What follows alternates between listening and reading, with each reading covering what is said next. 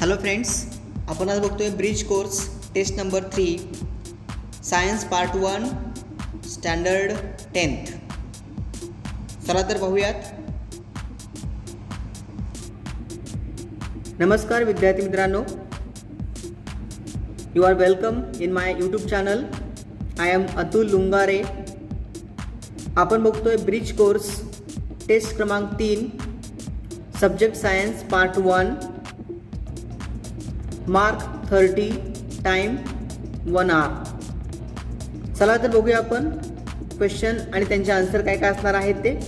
Question first आहे, solve the following questions any 5 it carries 15 marks. Question first आहे, classify the following acid into strong and weak acids.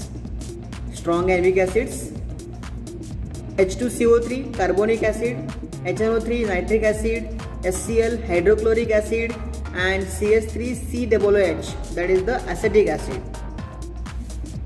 Answer आहे strong acid and weak acids. बघा, strong acids आहेत HCl and HNO3. Weak acid आहे H2CO3 and CH3COOH that is the acetic acid. पुढचा question आहे, give scientific reason. शास्त्रीय कारणे द्या. Passenger turns left when bus turns right immediately. Answer आहे, when any passenger sit in a bus having motion so that we have also motion in the same direction. Next one आहे, when a bus take right turn our body tends to maintain the state of motion in the straight line due to inertia. या ठिकाणी जडत्वाच्या नियमानुसार आपण जेव्हा बसमध्ये बसतो त्यावेळेस बसचा जो मोशन असेल ती मोशन आपल्या बॉडीला प्राप्त झालेली असते. व्हेन बस टेक राईट, जेव्हा बस ही राईटला टर्न घेते त्यावेळेस our body tense to maintain the state of motion in the straight line. तेव्हा आमचं शरीर हे सरळ रेषेमध्ये आमच्या बॉडीला मेंटेन करत असतं. अँड ड्यू टू इनर्शिया, हे घडतं कशामुळं? ड्यू टू इनर्शिया आणि जडत्व. हेन्स, म्हणून, we turns left right. Next question आहे, कम्प्लीट द फॉलोइंग चार्ट. खालील तक्ता पूर्ण करा. डायमंडचे यूज आम्हाला लिहायचे या ठिकाणी. डायमंड, हिरा, glass cutting, rock drilling, ornaments, polishing other diamonds and eye surgery. So these are the uses of diamond. पुढचा क्वेश्चन आहे, distinguish between saturated and unsaturated hydrocarbons. संतृप्त आणि असंतृप्त हायड्रोकार्बन्समधील फरक स्पष्ट करा.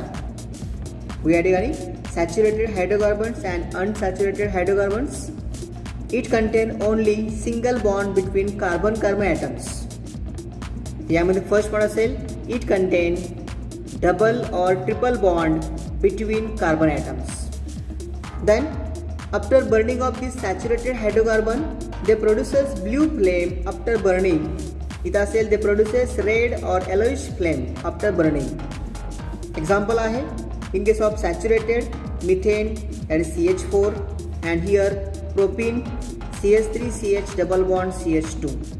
अशा आपण कोणतीही ते उदाहरणं घेऊ शकतो या ठिकाणी. नेक्स्ट वन आहे, कम्प्लीट द फॉलोइंग टेबल. खालील टेबल किंवा खालील तक्ता पूर्ण करा. या ठिकाणी टेबल असा आहे, सबस्टन्स, यामध्ये ॲसिड बेस ते दिलेले या ठिकाणी. इथं आहे लिटमस पेपर, त्याच्यामध्ये 2 कलर आहेत, ब्ल्यू आणि red. Blue litmus and red litmus. Methyl orange आणि फिनॉप्थॅलिन हे 2 इंडिकेटर्स आहेत. First one take acid. In case of litmus paper blue असेल तर blue change to red and red remains red. कशामध्ये? मग इथं मिथिल ऑरेंजमध्ये होतं आहे ॲसिड, पिंक कलर चेंज होणार आहे. In case of phenolphthalein colour change to colourless. Then base. आता बेस असेल तर blue litmus change to blue while red litmus change to blue. In case of methyl orange, color change as yellow and phenolphthalein मध्ये colour असेल pink. आपला next question पुढचा. Identify which rule is understood by observing the following diagram and write the rule in your on words. Diagram बुकमध्ये आहे, आपण ती diagram नाही काढलेली आहे. बघा या ठिकाणी answer. The weight of compound is same as the weight of constituent elements. Weight of the compound is same as the weight of the constituents elements. याच्यानंतर आपला पुढचा क्वेश्चन आहे माहिती. Answer the following questions any 5 it carries also 15 marks. यालाही 15 mark आहेत. First आहे in the following example determine the direction of force and displacement as well as identify positive work, negative work and zero work. कोणतं कार्य असेल इथं आम्हाला सांगायचं. इथं फर्स्ट वन आहे pushing a stalled vehicle. Pushing a stalled vehicle, एखादी बंद पडलेली गाडी आहे, आपण त्याला पुश करतोय, that is the positive work. Next one आहे trying a stone to one end of a string and swinging it round and round by the other end of the string. या ठिकाणी लक्षात घ्या, it is an zero work because there is no displacement. या ठिकाणी displacement झालेलं नाही, लक्षात घ्या. थर्ड वन आहे catching a ball thrown by a friend. आपल्या मित्रानं फेकलेला बॉल आपण कॅच करतोय, that is a negative work. हे कार्य असेल निगेटिव्ह वर्क. या ठिकाणी आपला पुढचा क्वेश्चन आहे observe the diagrams and write the rules used for drawing ray diagrams. इथं आपल्या डायग्रॅम हे लक्षात घ्या. इथं आपण ते मिरर दिलेलं आहे. It is an principal axis, P is the pole, it is an incident ray, it is a reflected ray. Rule first असेल if incident ray is parallel to principal axis then reflected ray passes through focus. या ठिकाणी diagram याच्यावर आम्हाला हे rule सांगायचे आहेत. Diagram second अशी आहे if incident ray passes through focus then reflected ray parallel to principal axis. Rule second. Rule third if incident ray passes through center of curvature, that is C, then reflected ray traces same path. म्हणजे जसा हा आला होता तसाच तो इथं पुढे सरकणार आहे. If incident ray passes through center of curvature, then reflected ray traces same path. आपला पुढचा क्वेश्चन असा आहे बाळांनो. Question number 3 choose the correct word from the bracket and fill in the blanks. इथं आम्हाला एक त्यांनी पॅराग्राफ दिलेला आहे आणि त्या पॅराग्राफमध्ये जे काही फिल इन द ब्लँक्स आहेत आम्हाला ते पूर्ण करायचे आहेत. बघूया काय आहेत ते. The limit of hearing of the human ear are. मानवी कानाची ऐकण्याची क्षमता किती असते 20 हर्ट्स to 20,000 हर्ट्स. हे आमचे फिल इन द ब्लँक्स आहेत. That is the human air can hear sound of frequencies in this range. This sound is called audible sound. Audible sound in the blanks आहे. Our ears cannot hear frequencies lower than 20 hertz. Lower than in the blanks आहे. And higher than 20,000 hertz. Fill in the blanks 20,000 hertz.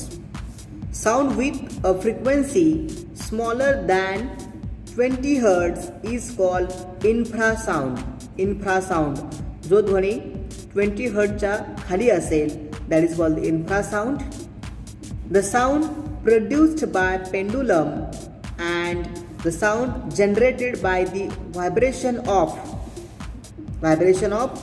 the earth crust just before the earthquake are example of such sound waves. कोणते असणार आहे? That is the infrasound having frequency lower than 20 hertz with frequencies. आता sound with frequency greater than 20 kilo hertz. बघा 20 kilo हर्ट्जपेक्षा मोठा जर sound असेल are called ultrasound. Fill in the blanks आहे अल्ट्रासाउंड. पहा टेबल व्यवस्थित समजून घ्या.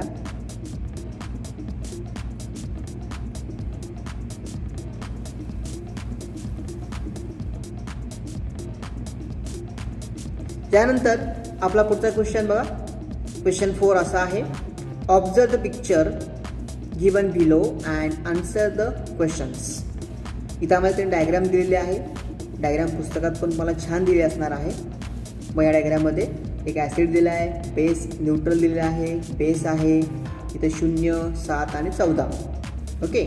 बघा क्वेश्चन फर्स्ट विचारला आहे. What is the name of strip in the picture and what is it use for.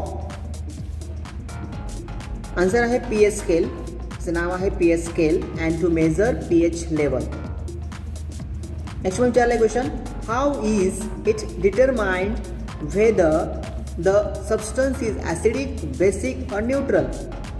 एखादा सबस्टन्स हा ॲसिडिक असेल, बेसिक असेल किंवा न्यूट्रल असेल हे कसं ओळखायचं? बघा आन्सर त्यांनी if the colour of pH scale changes as. जर त्या पीएच स्केलमध्ये जर कलर चेंज झाला असेल तर आपण त्यानुसार नेमका हा ॲसिड आहे, बेस आहे का न्यूट्रल आहे हे आपण सांगू शकतो. जसे की बघा, जसे की जर 0 ते 7 असेल 0 to 7 that is called acid. 7 to 14 असेल that is the base.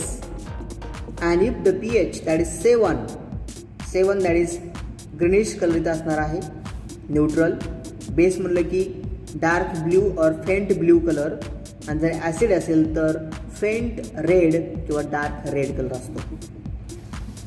Question 5 आहे. Observe the diagram given below and answer the questions. या ठिकाणी आम्हाला त्यांनी डायग्रॅम दिले. या ठिकाणी डायग्रॅमचे मला लेबल करायचे आहेत. इथं आहे लाईट सोर्स. त्याकडे लाईट सोर्स आहेत.